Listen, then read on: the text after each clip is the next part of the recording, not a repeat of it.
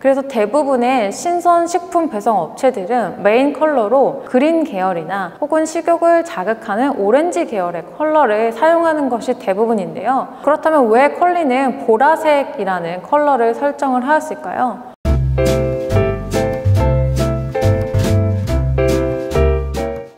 안녕하세요. 주식회사 뷰유니크 강민서입니다. 오늘은 2강 힘있는 브랜드 설계에 대해서 알아보도록 하겠습니다. 제가 힘있는 브랜드란 어떤 브랜드인가 조금 여러분들과 나눠보고 시작하려고 마켓컬리라는 브랜드를 가지고 왔습니다. 대부분 강의를 시청하시는 분들이라면 아마 마켓컬리라는 브랜드에서 굉장히 잘 알고 있을 텐데요. 오늘은 컬리라는 브랜드의 브랜딩 과정을 살펴보려고 합니다. 마켓컬리는 신선식품 배송 업체입니다. 마켓컬리의 사업 초기 좋고 신선한 제품들을 큐레이션하여 소비자들에게 제공하는 것을 굉장히 큰 흥행을 했는데요. 거기에 더불어 업계 최초로 택배 배송이라는 서비스를 제공을 하면서 굉장히 빠른 시간 안에 큰 기업으로 성장한 브랜드입니다. 생각을 해보면 마켓컬리라는 브랜드를 보았을 때 보라색이 떠올리실 거예요. 보라색 컬리라는 로고가 떠올리실 텐데 실제적으로 마켓컬리는 식품 배송 업체입니다. 대부분의 신선식품을 떠올리시면 아마 보이시는 이미지가 떠올리실 거예요. 굉장히 푸릇푸릇하고 프루티한 이미지가 떠올리실 겁니다. 그래서 대부분의 신선식품 배송 업체들은 메인 컬러로 그린 계열이나 혹은 식욕을 자극하는 오렌지 계열의 컬러를 사용하는 것이 대부분인데요. 컬리는 이러한 업계의 흐름에 반하여 과감하게 보라색을 메인 컬러로 설정을 하였습니다. 컬리하면 샛별 배송과 신선 배송, 이것이 마켓컬리 브랜드의 정체성의 대부분이라고 할 수가 있겠습니다.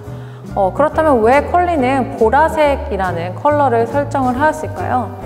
마켓컬리는 브랜드를 구축하는 과정에서 식상한 그린이나 오렌지 컬러가 아닌 신선한 컬리만의 정체성을 표현할 수 있는 퍼플이라는 컬러를 컬리 퍼플이라고 명칭하고 다양한 컬러 베리에이션을 통하여 컬리의 브랜드 정체성에 각인을 시켰습니다. 이러한 컬리의 브랜드 정체성은 패키지나 포장, 배송하는 트럭 혹은 마켓컬리의 대부분의 홍보물, 디자인에서도 동일하게 작용을 하고 있습니다. 앞서 살펴본 마켓컬리라는 브랜드가 가지고 있는 브랜드 파워가 굉장한 서비스입니다. 그렇다면 사람들은 어떻게 마켓컬리가 힘있는 브랜드라고 인지하게 되었을까요? 여기에서 힘있는 브랜드를 만들어가는 과정과 힘있는 브랜드란 어떤 것인지 조금 살펴보고자 합니다. 첫 번째로 힘있는 브랜드는 설명이 필요 없는 브랜드입니다. 여러분이 지나가면서 마켓컬리 보라색 트럭을 보았을 때 생각하지 않고 저거는 컬리 배송 트럭이야 라고 생각하실 수 있을 것입니다. 이렇게 어떠한 브랜드 이미지를 떠올렸을 때 다양한 설명이 필요 없는 브랜드, 이러한 브랜드가 좋은 브랜드라고 할 수 있겠습니다. 그래서 소비자가 제품 서비스를 보고 바로 어떤 브랜드인지 인지할 수 있는가 라는 대답에 대해서 예라고 대답하실 수 있다면 이 브랜드는 힘있는 브랜드의 가치를 내재하고 있다고 보실 수 있습니다. 두 번째로 많은 소비자가 동일하게 인지하고 있는 브랜드입니다. 다양한 제품이나 서비스 공간에 브랜드 이미지가 통일되게 적용되어 있는가라는 부분인데요. 다양한 서비스를 제공하는 기업들일수록 이러한 브랜드 이미지의 통합화 과정이 힘있는 브랜드의 브랜드 파워를 나타낼 수 있는 부분이라고 생각합니다. 세 번째는 시장에서 독자적인 이미지를 구축한 브랜드입니다. 예를 들면 어떠한 커피 업계를 생각했을 때 커피라는 브랜드가 가지고 있는, 상품이 가지고 있는 총체적인 이미지들이 있습니다. 이런 이미지들을 탈피해서 뭔가 새로운 센세이션한 혁신적인 시각화된 이미지를 가지고 있다면 그런 이미지는 시장에서 독자적인 이미지를 구축한 브랜드라고 볼 수 있는데요. 구체적인 예시들을 통해서 살펴보고자 합니다. 지난번 시간에 살펴보았던 브랜드 구축 과정을 다시 한번 살펴보겠습니다. 브랜딩이라는 과정은 일관된 브랜드 메시지와 이미지를 전달하기 위한 과정이고 이런 과정들을 통해서 브랜드가 완성되었다고 보았는데요. 제가 지난 시간에 설명드렸던 이런 브랜드 구축 작업은 일반적인 개념 이미지를 시각화한 작업입니다. 그렇다면 디자인 에이전시가 실제적인 브랜드를 개발할 때 어떠한 프로세스로 진행되는지 조금 더 구체적으로 설명드리도록 하겠습니다. 제가 브랜드를 구축하는 과정의 예시로 대기업을 예로 들었는데요. 이러한 대기업에서 진행되는 브랜딩의 과정은 매우 구체적이고 세분화되어 있습니다. 이런 세분화되어 있는 작업은 보이시는 화면과 같이 나타낼 수 있습니다. 첫 번째는 브랜드 진단, 두 번째는 브랜드 전략 수립, 브랜드 아이덴티티 개발, 브랜드 관리의 부분입니다. 대부분의 영상을 시청하시는 분들은 브랜딩 과정과 BI 과정이라고 하시면 3번 브랜드 아이덴티티 개발을 실질적인 디자인 영역이라고 생각을 하실 거예요. 전체적인 브랜드 개발 프로세스를 통해서 브랜드 작업을 진행하시게 되면 앞서 전 시간에 살펴보았던 브랜드 가치를 확립하는 과정과 더불어 브랜드를 진단하고 분석하는 것까지 진행을 하게 되는데요. 이러한 전체적인 과정을 진행을 할 때는 굉장히 큰 비용이 소요되기 마련입니다. 그래서 대부분의 기업들은 브랜드 아이덴티티 개발이라는 실질적인 디자인 영역을 디자인 에이전시에 맡기시는 경우가 많이 있습니다. 그래서 이런 전체적인 브랜드 개발 프로세스를 알아두시고 실제적으로 디자인 에이전시에 작업을 의뢰하실 때 브랜드 진단이나 브랜드 전략 수립, 브랜드 관리 부분을 회사에서 추후 아니면 이전에 어떻게 진행을 할 것인가를 염두에 두시고 디자인 에이전시에 의뢰를 하신다면 조금 더 힘있는 브랜드를 구축할 수 있는 과정에 들어가실 수 있다고 생각을 합니다. 그렇다면 브랜드 개발 프로세스 중에 브랜드 진단 부분에서는 내부 환경 진단과 외부 환경 진단, 타겟 분석, 유사 브랜드 분석이 있습니다. 대부분의 회사에서 브랜드를 구축하실 때는 이러한 내용들을 진행을 하시는데요. 조금 더 구체적인 세부 단계들을 통해 우리 회사의 내부 환경, 브랜드의 내부 환경이 어떤지, 그다음에 외부 환경의 시장 분석이라든지 경쟁사 분석, 포지셔닝, 트렌드 분석 등을 어떻게 진행할지를 검토해 보시는 것이 중요하실 거라고 생각합니다. 그 다음에 3번 타겟층 분석에서는요. 타겟들의 니즈나 라이프 스타일이 우리가 제공하고자 하는 서비스나 제품과 어떻게 연결될 수 있는지의 연결점을 찾으시는 걸 중점적으로 파악하시면 될 것 같습니다. 네 번째는 유사 브랜드 분석인데요. 우리가 제공하고자 하는 서비스나 제품을 이미 제공하고 있는 시장의 유사 브랜드를 반드시 파악하셔야 됩니다. 이는 추후 사업 진행 방향성과 굉장히 면밀하게 연결이 되어 있습니다. 우리 회사는 어떤 포지션을 가지고 나갈 것인지, 어떤 차별화 전략 포인트를 가지고 나갈 것인지에 대한 문제와 연결이 되는 부분이오니 꼭 확인하시기 바라겠습니다. 두 번째는 앞서 살펴보았던 브랜드 전략 수립 부분입니다. 브랜드의 가치, 키워드, 실행 전략 등을 실행하는 부분인데요. 이런 부분은 내부 이해 관계자들과의 협의 혹은 워크숍을 통하여서 공통적으로 도출해 주시는 방안을 추천을 해드립니다. 그 다음에 세 번째 브랜드 아이덴티티의 실질적인 이미지를 구축하는 과정은 브랜드 에이전시를 통하여서 우리가 원하는 브랜드의 이미지 방향을 도출하시면 됩니다. 그 마지막으로 브랜드 관리는 브랜드 관리 매뉴얼이라고 해서 브랜드라는 BI를 개발하시고 나면 디자인 에이전시가 브랜드 가이드라인을 제공해 드립니다. 이런 가이드라인 통해서 우리 브랜드를 어떻게 관리할지, 어떻게 홍보 마케팅을 진행을 할지, 어떻게 디자인 관리를 할지에 대한 관리 방안을 수립하시면 되겠습니다. 그렇다면 이러한 것들을 스스로 진행하시는 대표님들을 위해서 힘있는 브랜드 설계를 위한 차별화 포인트를 구체적으로 살펴보겠습니다. 앞서 살펴봤던 힘있는 브랜드란 첫 번째, 설명이 필요 없는 브랜드라고 말씀을 드렸는데요. 설명이 필요 없는 브랜드의 구체적인 예시는 상징성이 강한 네이밍과 디자인을 포함을 하고 있습니다. 두 번째로, 많은 소비자가 동일하게 인지하는 브랜드에서는 통일된 브랜드 이미지를 나타내는 것이 중요합니다. 세 번째로, 시장에서 독자적인 이미지를 구축한 브랜드에서는 기존 시장 이미지를 타파한 차별화 전략을 내세울 수 있겠습니다. 그렇다면 실제적인 브랜드들에서 이러한 차별화 포인트가 어떻게 적용이 되어 있는지 살펴보도록 하겠습니다. 첫 번째, 설명이 필요 없는 브랜드입니다. 브랜드 과정에는 사실 BI라는 이미지를 구축하는 과정과 더불어 브랜드 네이밍을 하는 과정까지 포함되어 있습니다. 대부분의 회사들이 에이전시에 일을 맡기실 때는 네이밍은 진행이 되고 난 이후에 맡기시는 경우가 많은데요. 브랜드 네이밍 혹은 서비스 네이밍, 제품에 대한 네이밍을 하실 때는 직관적이고 소비자들이 네임을 들었을 때 어떠한 브랜드인지 알 수 있게끔 연결하는 것이 중요합니다. 상징성이 강한 네이밍에 대한 예시인데요. 예를 들면 다방, 오늘의 집, 타다, 당근마켓과 같은 이러한 브랜드들은 이름을 들었을 때 어떠한 서비스를 제공하는 플랫폼 혹은 서비스인지 직관적으로 인식할 수가 있습니다. 예를 들면 타다의 경우에는 굉장히 심플하고 직관적으로 이미지 네이밍을 표현을 했고요. 오늘의 집 같은 경우도 어떠한 서비스를 제공하는지 직관적으로 알 수 있게 디자인이 되어 있습니다. 두 번째로 CU라는 브랜드를 가지고 왔는데요. CU라는 브랜드는 Nice to see you라는 이미지로 언제 어디서든 다시 만나는 편의점을 표방을 하고 있습니다.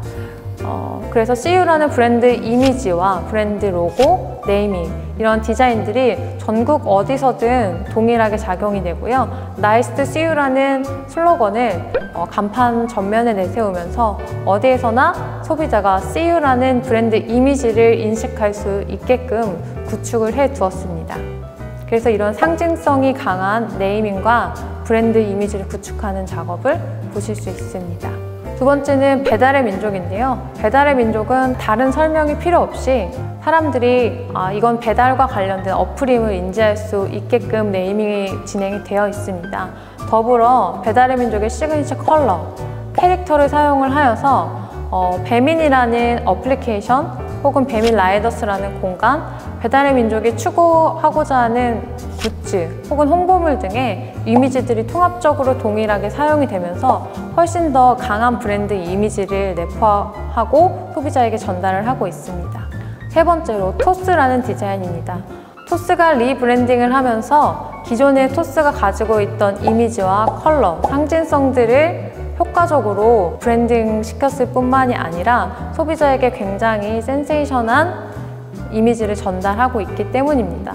토스라는 것은 뭔가 토스한다, 넘긴다 라는 단어와 실제적으로 토스가 제공하고자 하는 서비스가 굉장히 직관적으로 연결되며 다른 설명이 필요 없는 브랜드로 나타내고 있고요.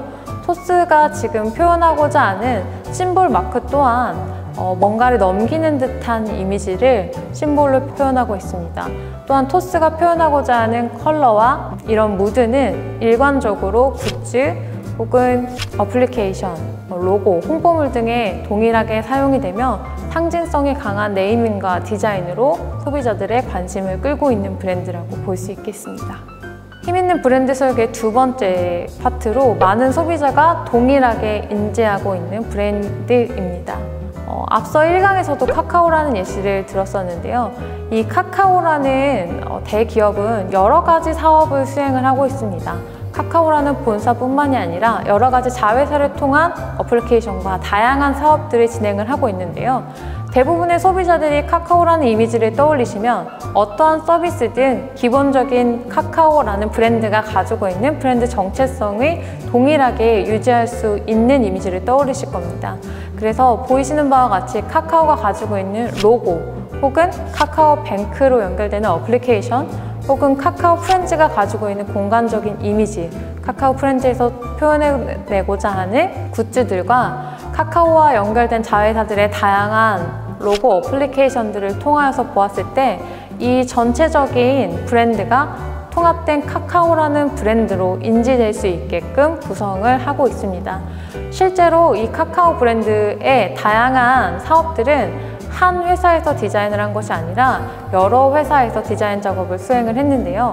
이렇게 여러 회사에서 디자인 작업을 수행을 하였지만 소비자들이 이 모든 것이 카카오라는 브랜드의 정체성에 연결시킬 수 있는 이유는 카카오가 첫 번째 브랜드 아이덴티티를 구축하였을 때 본인들만의 독자적인 브랜드 아이덴티티를 잘 구축하였기 때문이라고 볼 수 있습니다.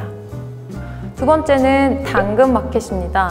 당신의 근처에 있는 당근마켓이라는 브랜드로 활동을 하고 있는데요. 당근마켓은 당초 원래 어플리케이션에서만 활동을 하던 서비스입니다. 그래서 대부분의 소비자들은 어플리케이션을 기억을 하고 있으실 텐데요. 당근마켓이 표방하고자 하는 당근 모양의 로고, 다양한 캐릭터를 동반을 하여서 어플리케이션, 굿즈, 공간 디자인 등의 동일한 당근마켓 브랜드 아이덴티티를 적용하고 소비자에게 다가갈 수 있습니다. 뭔가 힘있는 브랜드 설계를 진행을 할 때 대부분의 회사들이 캐릭터를 사용하시는 경우들이 있습니다. 이러한 캐릭터의 파워는 앞서 살펴보았던 카카오 프렌즈처럼 굉장히 캐릭터가 가지고 있는 캐릭터만의 콘텐츠 파워로도 연결이 될 수 있는데요. 이는 브랜딩이 완료된 이후에 브랜드를 따르는 브랜드 팬덤과도 연결이 될 수 있으므로 브랜드 결에 맞는 캐릭터 개발을 염두에 두시는 것도 한 가지 브랜드 파워가 있는 브랜드를 설계하시는 데 도움이 될 수 있겠습니다. 세 번째로는 시장에서 독자적인 이미지를 구축한 브랜드입니다. 타 브랜드와 구분되는 독창적인 이미지를 가지고 있는가라는 영역인데요. 앞서 살펴보았던 컬리가 구체적인 예일 수 있겠습니다. 그린과 오렌지 컬러가 상응하는 식품 배송 분야에서 컬리만의 독자적인 브랜드 컬러를 설정을 하였고요. 컬리는 지금 샛별 배송 업계에서는 독보적인 위치를 가지고 있고 현재 IPO를 준비 중인 기업입니다. 이런 컬리가 타 브랜드와 구분되는 독창적인 이미지를 가지고 있었고 이것이 주 타겟층인 여성들, 30, 40대 여성들에게 매우 흥미롭게 다가온 부분이었고 그런 브랜딩이 성공하여 지금의 컬리를 만들었다고 볼 수 있겠습니다. 두 번째로 시장에서 독자적인 이미지를 구축한 브랜드 슈퍼마차입니다. 슈퍼마차는 마차라는 전통 티를 대상으로 하고 있는 브랜드입니다.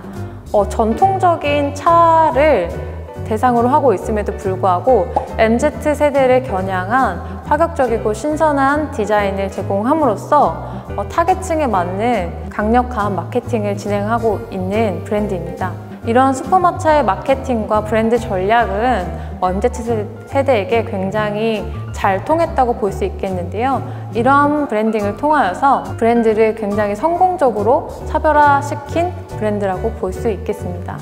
여러분들이 전통적으로 떠올리실 만한 마차의 이미지와 슈퍼마차의 이미지는 굉장히 상이할 수 있겠는데요. 이런 상이한 점을 오히려 강점으로 잡고 브랜드 이미지를 구축해 나가는 과정, 이것이 타 브랜드와는 구분되는 독창적인 이미지를 구축할 수 있는 방식 중에 하나라고 볼 수 있겠습니다. 그래서 독창적인 이미지를 구축할 때는 전통적인 이미지를 타파하는 과정이 필요합니다. 앞서 살펴봤던 컬리와 슈퍼마차 두 브랜드 다 고정관념을 타파한 브랜드 이미지 구축 전략을 사용을 하였는데요.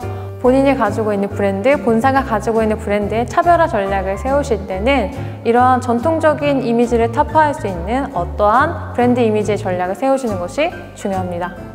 마지막으로 힘있는 브랜드 설계를 위한 팁을 전달해 드리고자 합니다. 지금까지 여러분들에게 브랜딩을 어떻게 하면 좋을지, 어떤 브랜드가 좋은 브랜딩인지에 대해 설명을 해드렸는데요. 실제적으로 브랜딩을 작업을 하실 때 혹은 에이전시에 맡기실 때 이런 것들은 꼭 기억하고 맡기셨으면 좋겠습니다. 첫 번째로는 충분한 시간을 가지고 개발하시길 부탁드립니다. 저희가 실제적으로 작업을 진행할 때 2주 안에, 한 달 안에 구체적인 작업을 맡기시는 경우들이 꽤 있는데요. 디자이너들도 혹은 맡기시는 클라이언트 분들도 이렇게 작업 기간이 짧게 되면 브랜드 가치나 브랜드 밸류, 브랜드 이미지에 대해서 고민할 시간이 줄어들게 됩니다.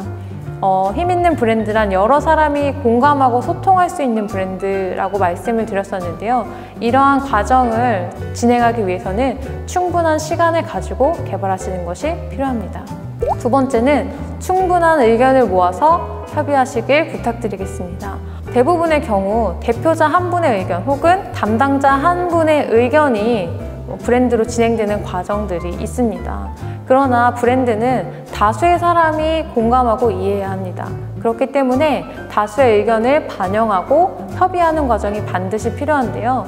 이러한 과정들은 전통적인 브랜딩 프로세스에도 들어가 있는 과정인 만큼 한 분의 의견을 판단하는 것이 아니라 한 분의 직관적인 생각으로 가는 것이 아니라 여러 사람들의 의견을 충분히 모으고 협의하는 과정을 반드시 진행하시길 부탁드리겠습니다. 세 번째는 디자이너의 의견을 충분히 반영해 주시길 부탁드리겠습니다.